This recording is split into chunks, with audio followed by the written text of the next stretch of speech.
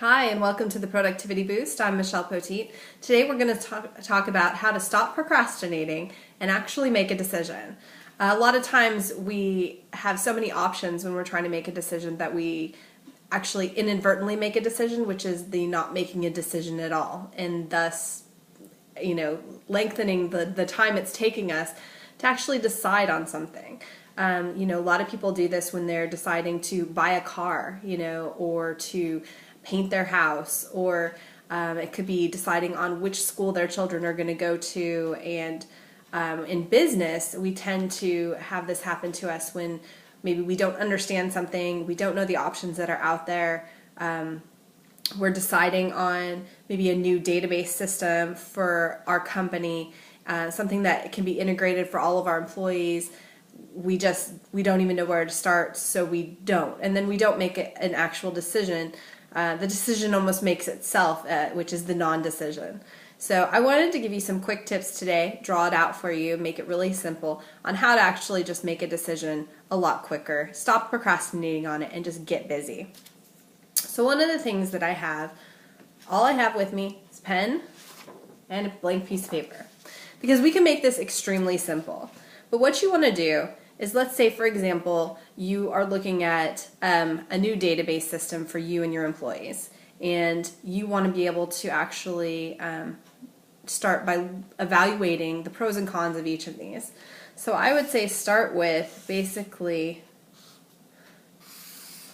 making this chart, and you have option 1, option 2, and option 3, such like this. So you can see you have option 1, option 2, option 3.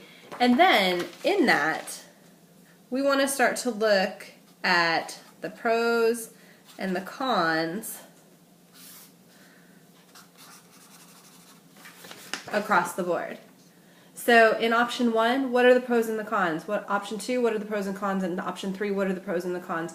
Before you actually get to the point of comparing them to each other, make sure you gather that information and you actually, think about, how can this help my company?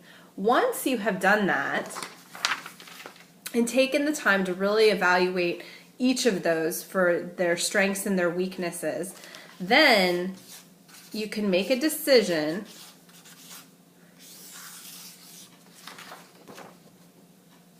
based on what's going to help your company the best. You can use this method in anything you do. Maybe you're deciding that you're going to switch schools for your child, and one of the things that you want to lay out is the cost. You want to see how much it's going to cost you to send them to one school versus another school. Are there hidden fees? Are there fees for a uniform, whereas maybe you didn't have to pay those before?